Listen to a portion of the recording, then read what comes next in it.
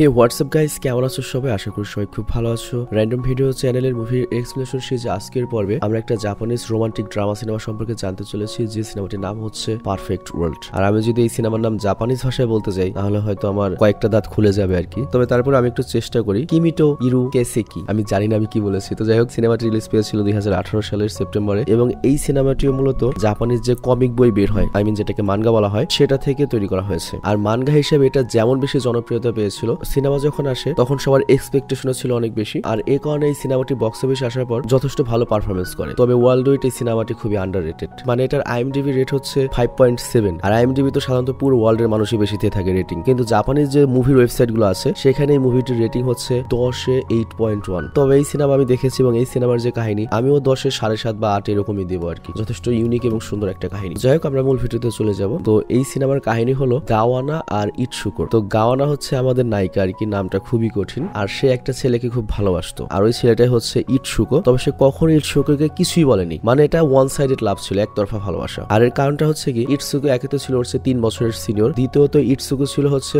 স্কুলের সবচেয়ে ফেমাস, যে স্পোর্টসেও ভালো ছিল, চেহারার দিক দিয়ে হ্যান্ডসাম ছিল, স্মার্টও ছিল। তো সব মেয়েরা ওকে পছন্দ করতো, কিন্তু ইটসুকো আবার ছোটবেলা থেকে আরেকজনকে পছন্দ করতো। তো এ কারণেই মূলত গাওয়ানার কখনোই বলা হয়নি যে আমি তোমাকে ভালোবাসি, বা জীবনের কথাই বলা হয়নি। আর এটা খুবই কমন একটা ব্যাপার, আমরাও স্কুল লাইফে অনেককেই পছন্দ করেছি, দিনরাত কল্পনা করেছি, অথচ সেই মানুষটা জানতে পারেনি যে তাকে আমরা কত পছন্দ করতাম। তো এখানে আমরা যেটা বুঝলাম, জাপান হোক বা আমাদের দেশ, সব একই সিস্টেম। তো সেটা বড় কথা নয়, সবচেয়ে বড় কথা হচ্ছে এভাবে এই জীবনের অনেক বছর কেটে যায়। আমাদের দেখানো হয় সেই স্কুল লাইফের 12 বছর পরে, যেখানে গাওয়ানা খুবই বড় একটা ইন্টারন্যাশনাল কোম্পানিতে ইন্টেরিয়র ডিজাইনার হিসেবে কাজ করে। ইন্টেরিয়র ডিজাইনার তো আমরা অবশ্যই জানি যে ঘরের ভেতরে যে ডিজাইন গুলো থাকে সেই ডিজাইন গুলো তারা করে থাকে। তো আজকেও গাওয়ানা তার অফিসে কাজ করছে, আর তার পাশে তার কলিগ কিছু কথা বলছে এবং তার একটা ক্যাটালগ দেখছে, যে ক্যাটালগের মধ্যে অনেক হাই ফাই ইন্টেরিয়র ডিজাইন করা হয়েছে। আর এই ক্যাটালগটা তৈরি করেছে হচ্ছে ইটসুকো নামের একজন ক্লায়েন্ট, এবং ওরা ইটসুকোর চেহারা দেখে বলছে, হাই ছেলেটা কত হ্যান্ডসাম। তো গাওয়ানা যখন 12 বছর পরে ইটসুকোর নাম শুনে তো পুরো চমকে যায়। আর এরপর যখন ও ক্যাটালগের দিকে দেখে, ও বলে, আরে আমরা তো একই স্কুলে পড়েছি, সে আমাদের সিনিয়র ছিল। তো গাওয়ানা ইটসুকোকে দেখে অনেক খুশি হয়ে যায়। আর তখন তার কলিগ, যে ইটসুকোকে অলরেডি পছন্দ করে ফেলেছে, ও বলে, তাহলে তো খুব ভালোই হলো, সে আমাদের খুবই ইম্পর্টেন্ট একটা ক্লায়েন্ট, আর তার সাথে আমরা মিলে একটা প্রজেক্টে কাজ করব। তো আমাদের একটা অফিস পার্টিও হবে, তো খুব ভালো হয়েছে যে তাকে তুমি অলরেডি চেনো। তো আমি আর তুমি গিয়ে ওনার সাথে ডিনার পার্টিতে দেখা করতে যাচ্ছি। তো গাওয়ান এই কথা শুনে অনেক খুশি হয়। এরপর আমরা দেখি আজকে রাতে গাওয়ান এবং তার কলিগ দুজনে মিলে ওই ডিনার পার্টির দিকে যাচ্ছে। তো গাওয়ানার কলিগ তো খুবই খুশি, কারণ এত সুন্দর একটা হ্যান্ডসাম ছেলে, তার উপর প্রতিষ্ঠিত, তার উপর যদি টাকা পয়সা আছে, বুঝতেই পারছো, যদি পাঠানো যায়। কিন্তু গাওয়ানার হিসাব আলাদা, কারণ গাওয়ানা তো অনেক আগে থেকেই জানতো যে সে ইটসুকোকে কখনোই পাবে না, কিন্তু যেহেতু ভালোবাসতো, তাকে এক নজর দেখলে অনেক শান্তি, ও জাস্ট এক নজর দেখতে চায় কত বছর পর দেখবে। তো যাই হোক, গাওয়ানা যখন ঢোকে আমরা দেখতে পাই ইটসুকোই আগে গাওয়ানাকে দেখে চিনতে পারে এবং বলে,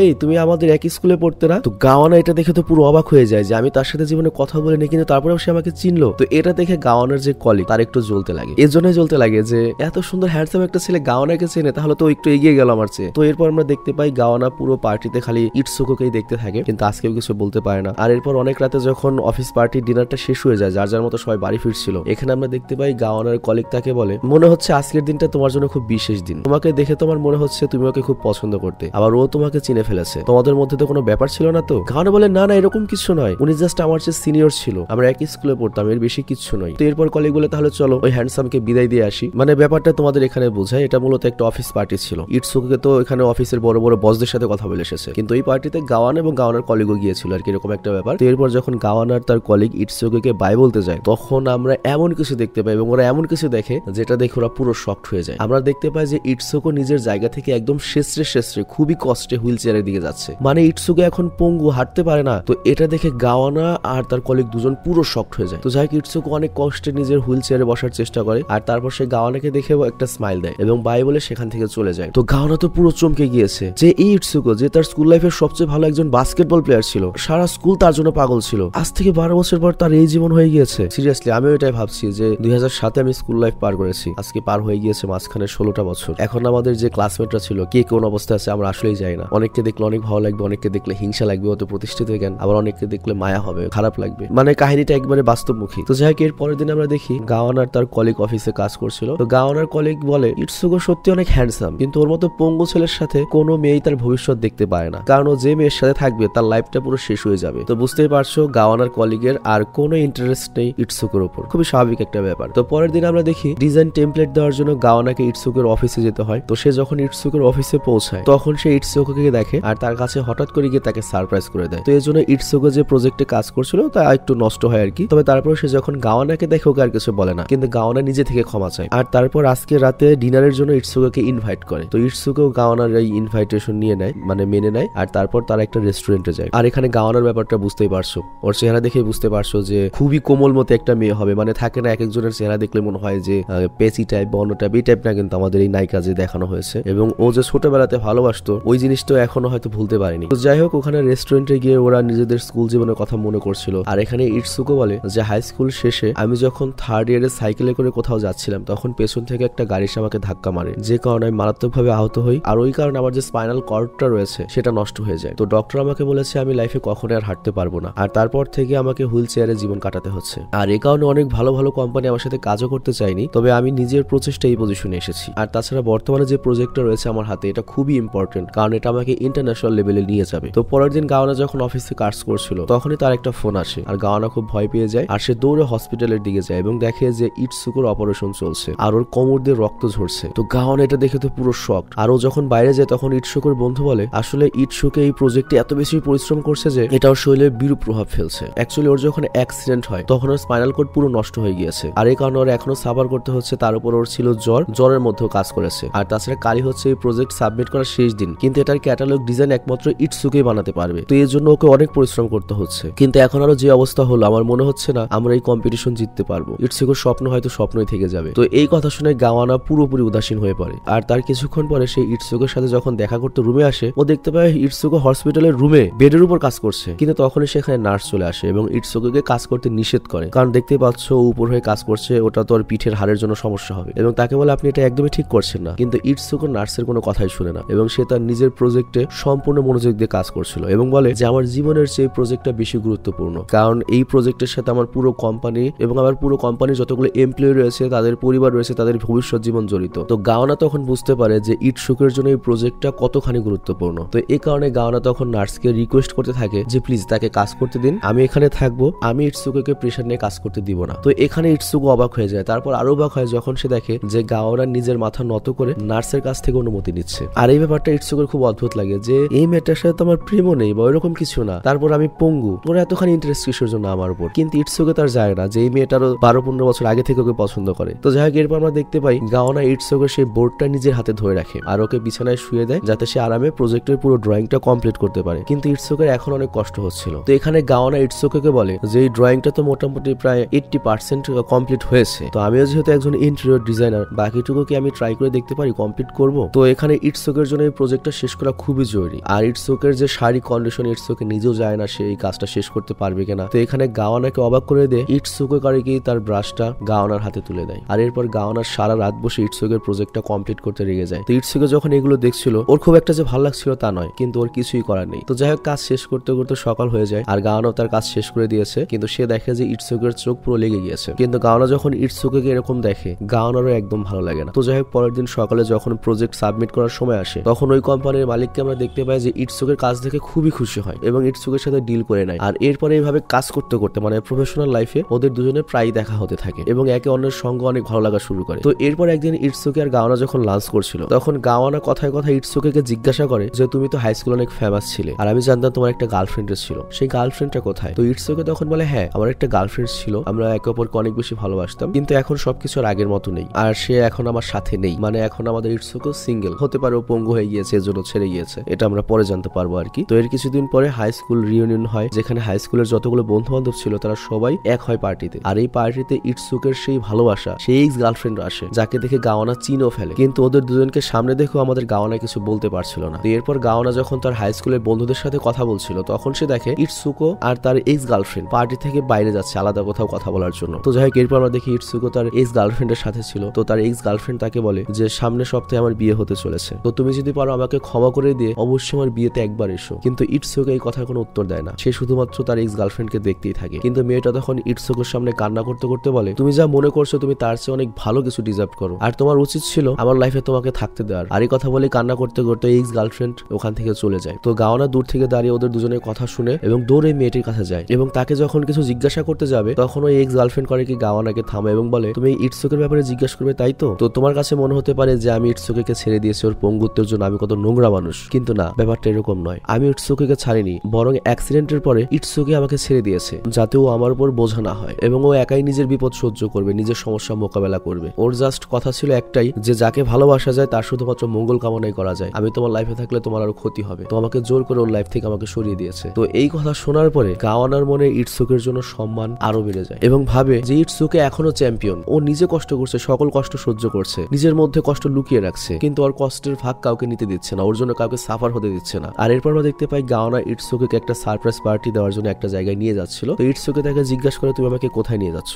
গাওয়ানা তখন বলে দেখো, যে তোমাকে অনেক ভালোবাসতো সে তোমার কাছ থেকে একটা শেষবারের মতো গুড বাই ডিজার্ভ করে। কিন্তু ইটসুকে বলে এটা তো আমার জন্য খুবই কষ্টকর হবে, আমি এটা করতে চাই না। কিন্তু গাওয়ানা জিদ করে। যদি ওরা প্রেমিক প্রেমিকা নয়, তবে তারপরে বুঝতেই পারছো আলটিমেটলি একসাথে চলতে চলতে একটা সম্পর্ক অঘোষিত ভাবে হয়ে যায়। তো যাই হোক, এরপর যখন গাওয়ানা একটা পার্টিতে নিয়ে আসে আমরা দেখতে পাই ইটসুকের যে এক্স গার্লফ্রেন্ড ছিল তার আজকে বিয়ে। তো ইটসুকে যখন সেখানে যায়, ইটসুকের এক্স গার্লফ্রেন্ড ইটসুকে দেখে আর তখন ইটসুকে করে কি দূর থেকে একটা হাসি দেয় এবং ওর জীবনটা নতুন করে শুরু করার জন্য ওকে চির আপ করে। তো এই মুহূর্তটা ইটসুকের এক্স গার্লফ্রেন্ডের জন্য অনেক স্পেশাল ছিল, কারণ তার মনে সারা জীবন একটা গিল্টি ফিলিং ছিল যে সে ইটসুকে ছেড়ে এসেছে, কিন্তু আজকে সে কোনো গিল্ট ছাড়া নতুন করে শুরু করতে পারবে তার জীবনটা। এই কারণে সে অনেক খুশি ছিল এবং সে চোখ দিয়ে নিজের ইমোশন দেখিয়ে ইটসুকে ধন্যবাদ জানায়। আর ইটসুকেও গাওয়ানাকে এখানে আনার জন্য ধন্যবাদ জানায়। আর ইটসুকেও তার নিজের জীবন এখন গ্রহণ করে নিয়েছে এবং আগের থেকে নর্মাল থাকার চেষ্টা করে। আর গাওয়ানাও তাকে সম্পূর্ণ সাপোর্ট দিচ্ছিল। কিন্তু কিছুদিন পরে ইটসুকের শরীর আরো একবার খারাপ হয়ে যায়। আর এখানে এবার ইটসুকের সাথে দেখা করতে তার মা আসে। তো ইটসুকের মা তাকে বলে যে আমি তোর সাথে থাকবো, আমি তোকে একা ছাড়তে পারবো না। কিন্তু ইটসুকে বলে আমি তো একা অনেক খুশি আছি, তুমি কেন বাড়তি ঝামেলা নেবে? তো ইটসুকে অসুস্থ হয়েছে এই কথা শুনে গাওয়ানা দৌড়ে তার কাছে আসে। আর এর ফলে গাওয়ানার সাথে ইটসুকের মায়ের পরিচয় হয়। তো ইটসুকের মা গাওয়ানাকে বলে আমার ছেলে তার জীবনে কাউকেই পাশে আসতে দিচ্ছে না, ওর লাইফের যুদ্ধটা একাই করছে